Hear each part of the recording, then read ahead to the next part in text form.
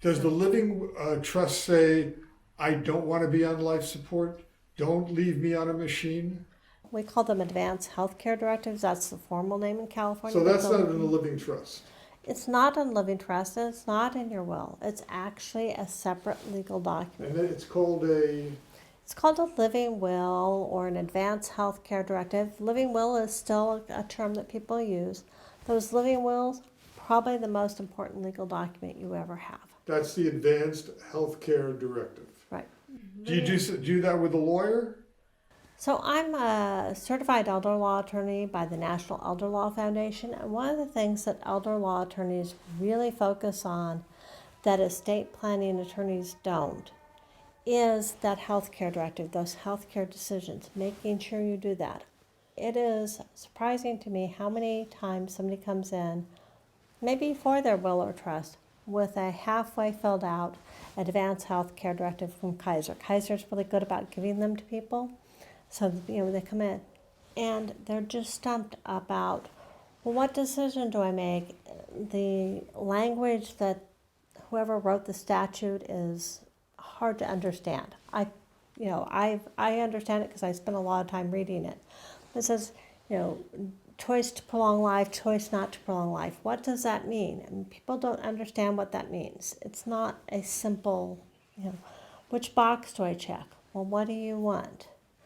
What do you want? You're laying in the hospital. Perhaps you have COVID and you're on a ventilator. Do you want to be kept on that for months? Do you not? People have opinions about that.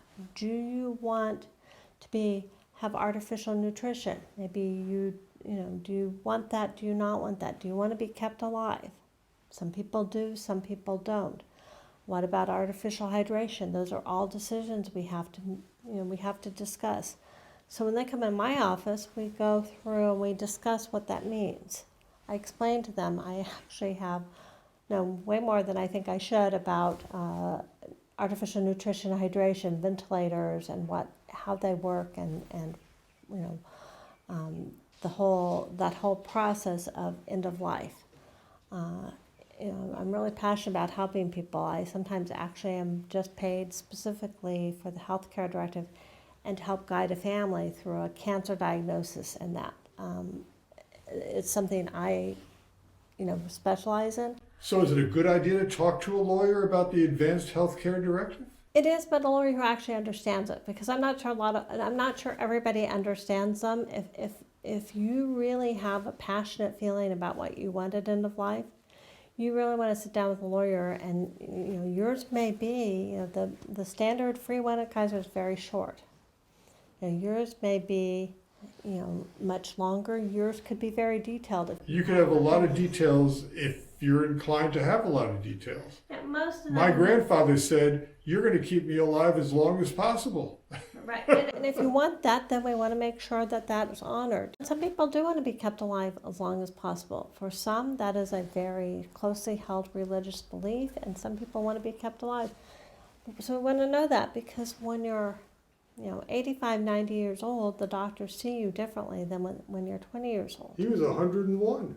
Yeah. He didn't want to go anywhere. He didn't want to go anywhere, and he wanted all the life support. Well, we need to tell them, and we need to, in that directive, we need to choose somebody who's going to do your wishes. And it may or may not be your spouse. So I joke a lot of times with spouses is, a lot of my clients, as they're aging, they don't want to be kept alive. But their spouse, loves them and is going to want to keep them alive. So maybe they want to choose, one of their children. So this takes the burden off of the spouse, doesn't it? Takes the burden off of the children and the grandchildren. Right. When I have that written document and you're in the hospital and I've put together, your wishes, and they're saying the doctor says they want to put Dad on a ventilator. And he said, I don't want it under any circumstances. Well, now I have it in writing. I can call the hospital. I can talk to their bioethics team. I can say, my client said they didn't want it. What part of that don't you understand? You are legally obligated to follow their wishes, and you can't override them.